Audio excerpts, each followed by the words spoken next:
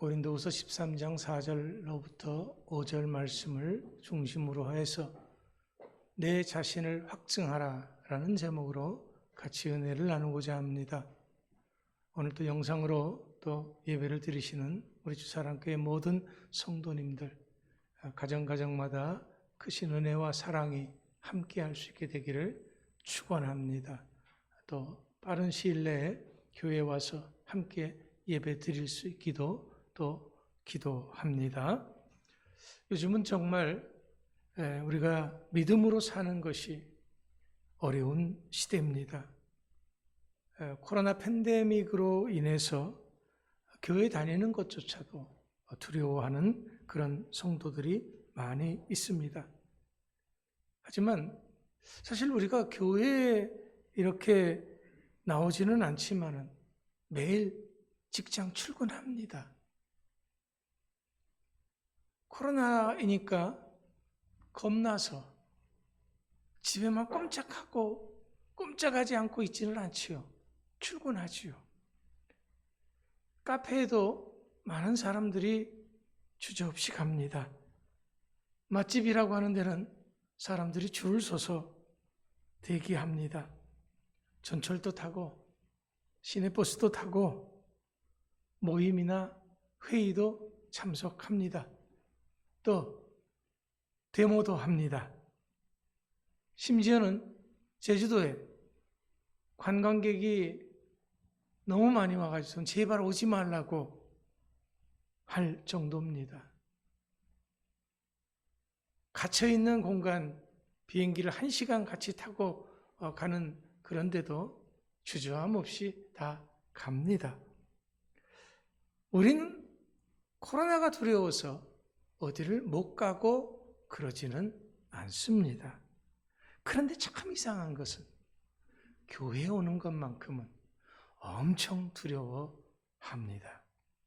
하지만 내 삶의 어느 것 하나도 하나님의 뜻과 섭리를 벗어나는 것은 없습니다.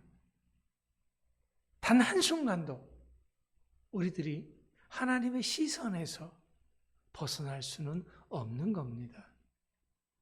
내가 내 자리를 저 하늘 높은 곳에 잡아도 주께서 거기 계시고요. 바다 끝에 자리를 잡아도 주께서 거기 계신다고 했습니다. 우리 하나님은 언제 어디서도 그 사랑하는 자에 대해서 지키시고 보호하시는 줄 믿으시기 바랍니다. 그렇다면 오늘 내가 겪고 있는 이 모든 현실은 내 믿음의 현 주소를 확인하게 하시는 하나님의 시험일 수 있습니다. 여기서 시험이라고 하는 것은 유혹이 아닙니다. 테스트. 우리가 어떤가 흔들어 보시는 것이다 라는 거지요. 자, 학생들은 학교에서 시험을 통해서 그들의 실력을 인정받게 됩니다. 그렇듯 오늘 우리들도 현실을 통해서 과연 내 믿음의 실력이 어떠한가 하는 것을 확인케 하시는 하나님의 뜻과 섭리가 있는 것입니다. 자, 그렇다면 지금 내 믿음의 실력은 어느 정도일까요? 오늘 이것을 점검하고 또 부족한 것이 있다면 보충하고 그래서 잘하면 더 잘할 수 있는 여러분들 될 수 있기를 축원합니다. 자, 오늘 우리들이 읽은 이 고린도 후서 13장 말씀은요, 사도 바울이 도덕적으로 해이하고 믿음이 약해진 고린도 교회와 성도들에 관해서 권면하는 그런 내용의 일부입니다. 본문 5절에서 시험하다라는 말은요, 자세히 조사하다, 살펴보다 라는 그런 의미입니다. 또 확증하다라는 것은 가치 있게 여기다, 진짜라고 인정하다 라는 의미입니다. 그렇기 때문에 현재 나에게 있는 믿음을 자세히 살펴서 과연 내 믿음이 진짜 믿음인지를 확인하라는 겁니다. 아니면은 무늬만 가지고 있는가? 내 믿음은 아무 힘이 없는, 능력이 없는 껍데기 믿음인가? 확인해 보라는 겁니다. 내 영이 어떠한 상태에 있는지를 자세히 조사해서 인정받는 온전한 신앙인으로 성장하는 믿음의 사람이 되라고 하는 것입니다. 그렇다면 이제 지금 내 믿음의 상태를 무엇으로 어떻게 점검해야 할까요? 첫 번째로 나는 지금 어떤 믿음으로 살고 있는가를 나 스스로가 확인하고 증명할 수 있어야 됩니다. 내가 내 믿음에 대해서 확신이 없다면 우리는 이 세상을 자신 있게 살아갈 수가 없는 거거든요. 본문 5절 말씀에서도 분명히 너희가 믿음에 있는가? 너희 자신을 시험하고 너희 자신을 확정하라 라고 말씀하셨습니다. 우리가 오늘도 이렇게 예배 드리고 있기 때문에 나는 당연히 믿음으로 살고 있는가 생각할 수 있습니다. 하지만 문제는 이것이 내 생각일 수 있다는 거예요. 우리 믿음의 사람들은 항상 모든 것의 근본이 되시는 말씀에 비추어서 생각해 봐야 됩니다. 내 생각이 중요한 것이 아니라요. 말씀이 중요하다라는 거예요. 말씀에 비춰보면은 내가 지금 내 믿음이 어떤 상태에 있는가 하는 것을 정확하게 진단할 수가 있다라는 거지요. 내가 지금 이렇게 예배드리고 또 헌금도 하고 또 나름대로 봉사도 하고 있다고 해서 믿음으로 살고 있는 것입니까? 믿음은 이런 외형적인 모습을 포함하는 것이지 이것이 믿음의 전부는 아닙니다. 중요한 것은 내가 하는 이런 모든 일들, 예배를 드리고 헌금하고 봉사하고 헌신하는 그 모든 일들, 또 내 삶을 살아가면서 하는 그 모든 것들을 과연 믿음으로 행하고 있는가라는 겁니다. 로마서 14장 23절 말씀에 보면은 믿음으로 하지 않는 것은 죄가 된다고 했습니다. 그냥 내 생각으로 해서는 안 되고요. 믿음으로 하라는 거죠. 또 하나는 내가 이렇게 믿음으로 살지 않으면은 5절 말씀에서 버림받는다라고 말씀했습니다. 버림받는다라고 하는 이 말은요, 불합격. 내 믿음이 하나님 앞에서 불합격이다라는 거예요. 그렇기 때문에 나 스스로가 내가 지금 어떤 믿음을 가지고 있는가, 내 믿음을 시험해보고 확증해서 증명하라는 거예요. 성경에도 보면은 여러 사람들이 이 믿음의 시험을 받았습니다. 그 중에 오늘 몇 사람만 좀 살펴볼 건데요. 첫 번째는 믿음의 조상이라고 하는 아브라함입니다. 창세기 22장 말씀에 보면은 아브라함은 하나님께서 아브라함에게 아들 이삭을 모리아 산에서 번제로 드려라 라는 그런 문제를 하나님은 아브라함에게 냅니다. 자, 그럴 때 아브라함은 아무 말 없이 하나님의 말씀에 순종했습니다. 그래서 아브라함은 하나님으로부터 합격이라는 확증을 받았던 겁니다. 창세기 22장 12절 말씀에서 내가 내 독자 이삭이라도 아끼지 아니하였으니 내가 이제야 내가 나를 경외하는 줄을 알았노라 라는 하나님의 말씀을 들었기 때문에 그렇습니다. 우리의 삶에 내가 감당할 수 없는 때로는 어려운 문제들을 하나님께서 주십니다. 그럴 때 우리는 어떡합니까? 왜 나한테 이런 걸 주냐고, 나보고 어떻게 하라는 거냐고, 어떻게 이럴 수 있느냐고. 아브라함은 그렇지 않았습니다. 아브라함에게 있어서 이삭은 어떤 아들입니까? 100세에 얻은 아들입니다. 하나님께서 아브라함에게 저 바닷가의 모래같이 하늘의 별처럼 무수한 자손을 주시겠다 해놓고 딱 하나 주셨습니다. 누구? 이삭. 그런데 그 아들 이삭이 좀 커가지고서는 이제 좀 효도 받을만 한데 그 아들을 번제로 드리라고 합니다. 여러분이 하나님으로부터 이런 문제를 받았다면 어떻게 하시겠습니까? 또 한 사람은 욥입니다. 욥은 우스라고 하는 그런 땅에 살았는데 하나님을 아주 잘 섬기는 사람이었습니다. 그런데 어느 날 하나님으로부터 욥은 3가지 문제로 시험을 받습니다. 첫 번째 문제가 뭐냐 그러면요, 욥이 가진 재산으로 시험을 합니다.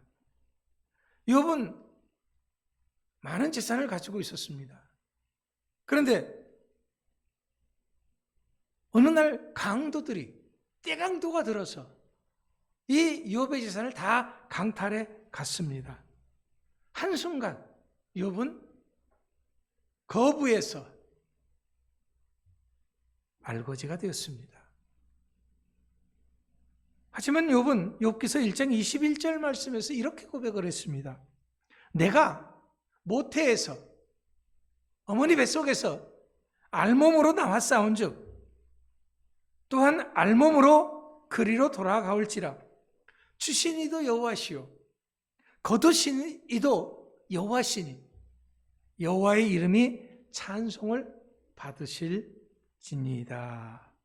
욥은 이 물질 시험에서 합격했습니다. 욥에게 준 2번째 시험이 무엇이었습니까? 자녀들 시험이었습니다.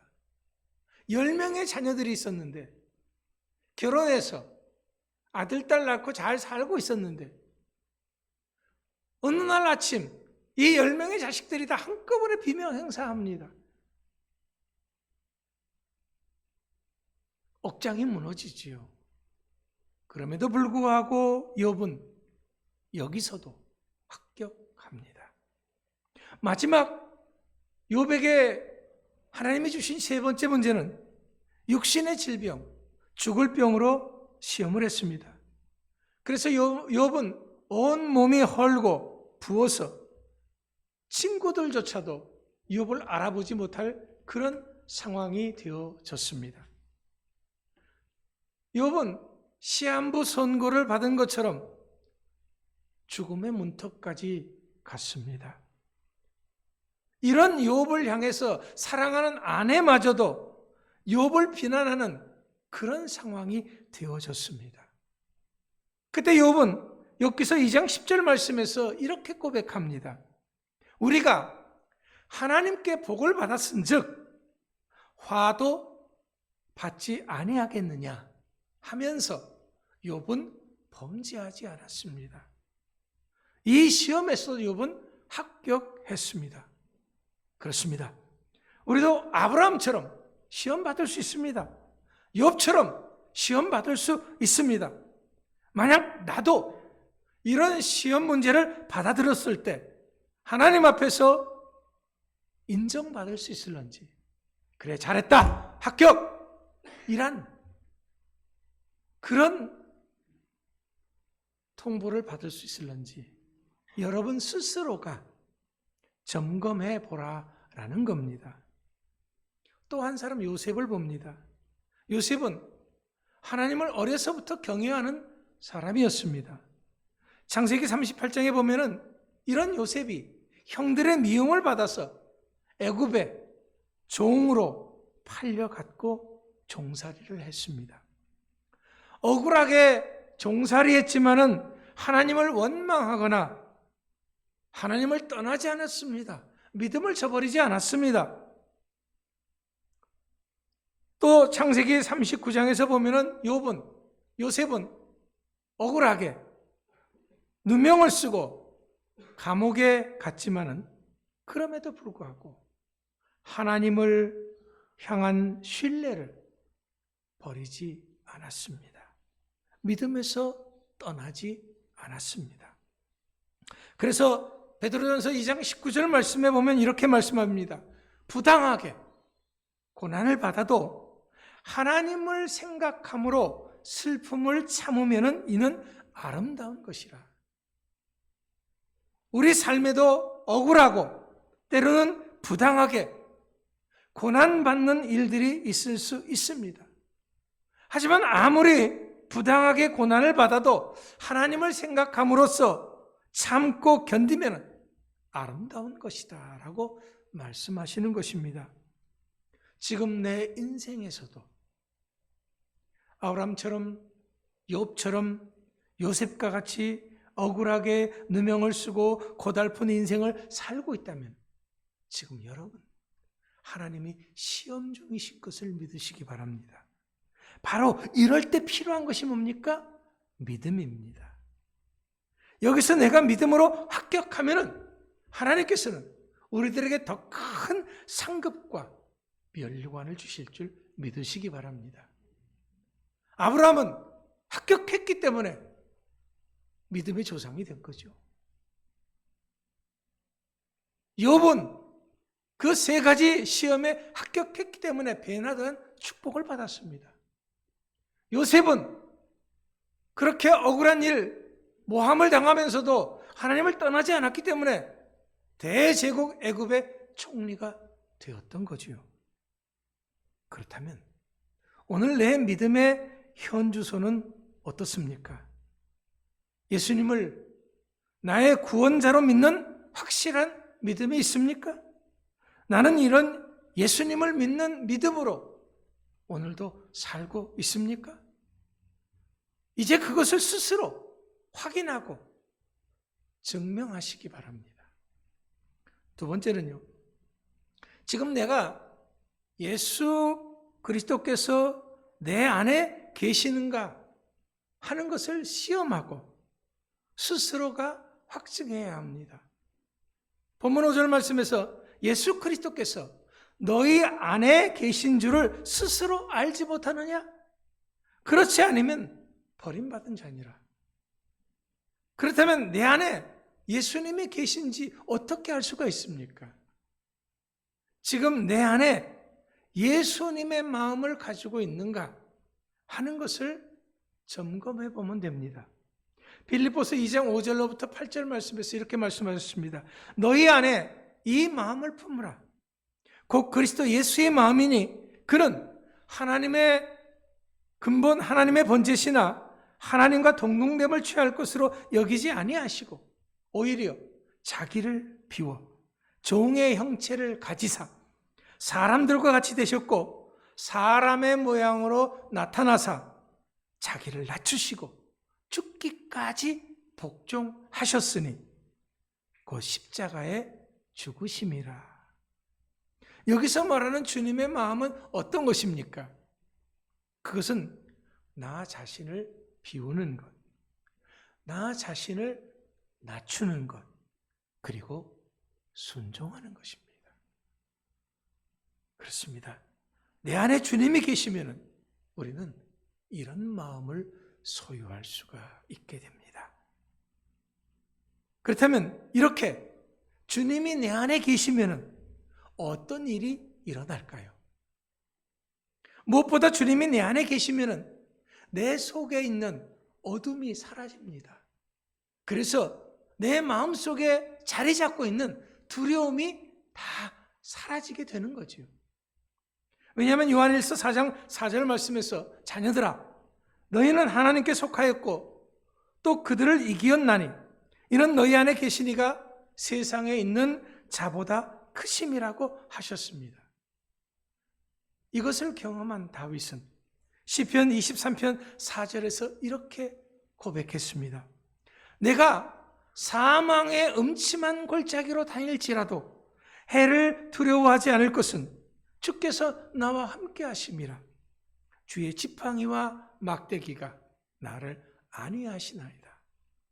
우리가 이 땅에서 하루하루를 살아가면서 이런저런 일들을 만나서 놀라고 두려워하는 것은 내 안에 계신 주님에 대한 믿음과 확신이 부족하기 때문에 그렇습니다. 또한 내 안에 계신 분이 어떤 분이신가 하는 것을 제대로 모르기 때문에 많은 일들을 만나서 두려워하고 좌절하고 절망하는 것입니다. 사랑하는 성도 여러분, 지금 내 안에 예수님이 계신 줄 믿습니까? 그렇다면 두려워할 것 없습니다. 왜? 내 안에 계신 주님이 세상에 있는 자보다 크시기 때문에 그렇습니다.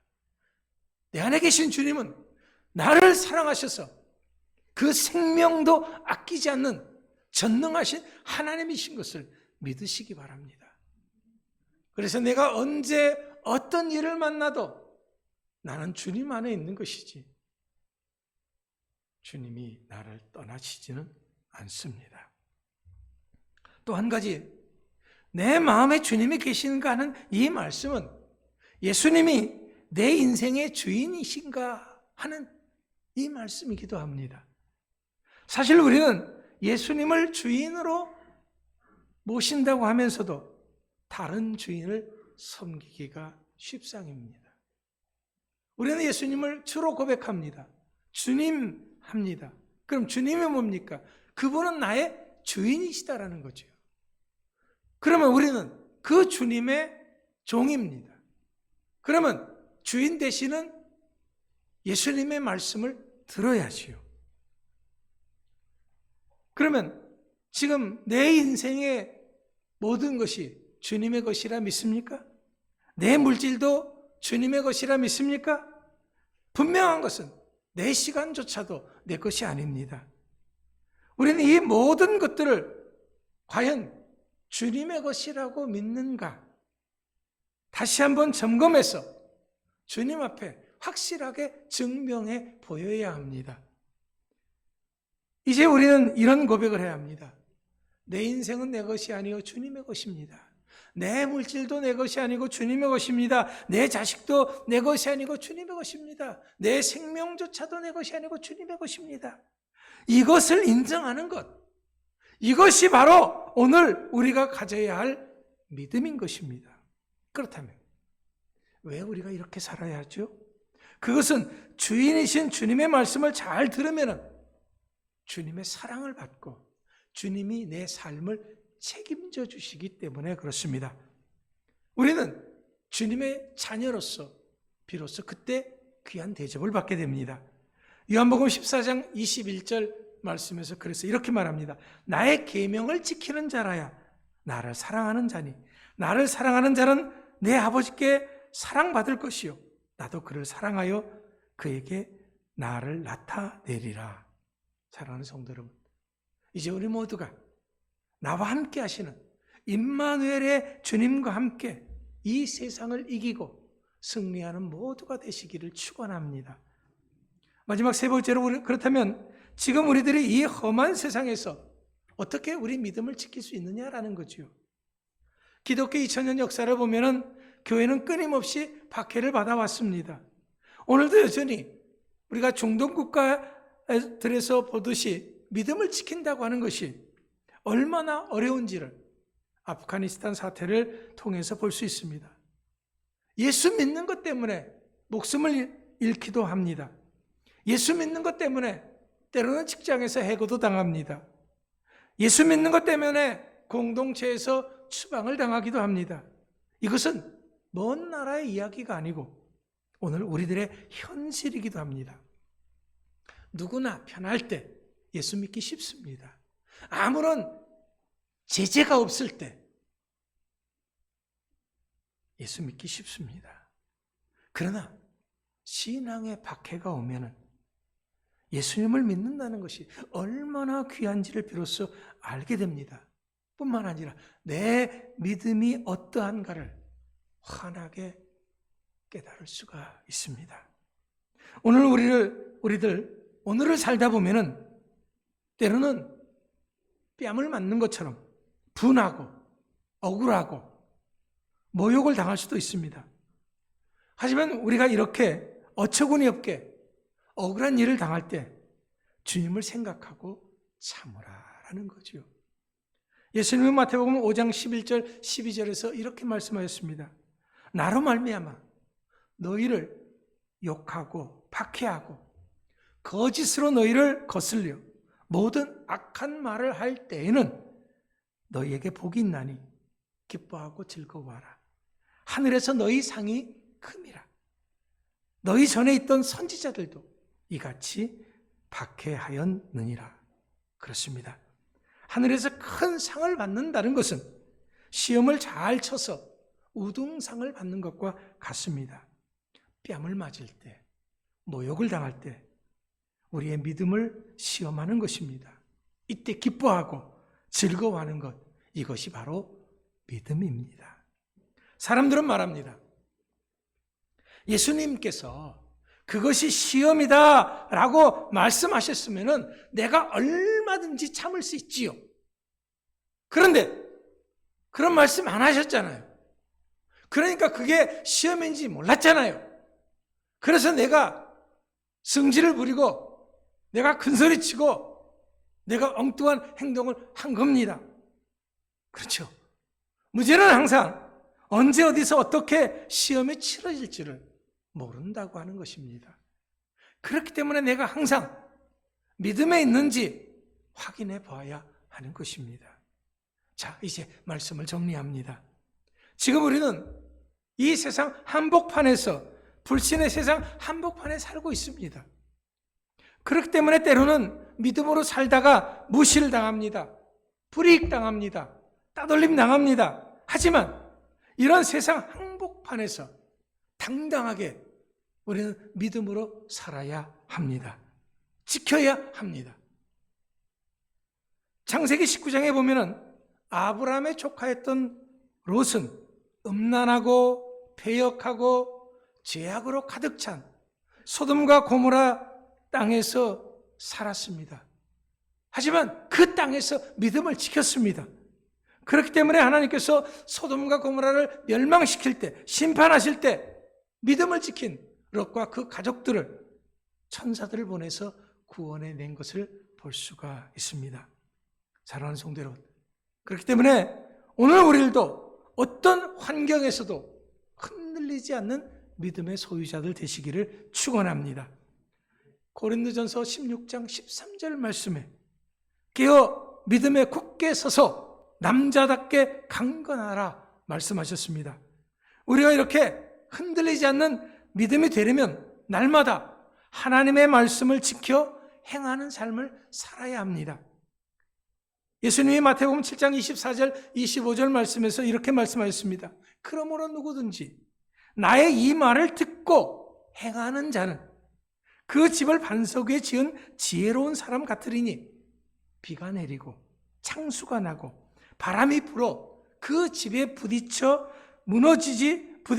무너지지 아니하나니 이는 주초를 반석 위에 놓은 까닭이요.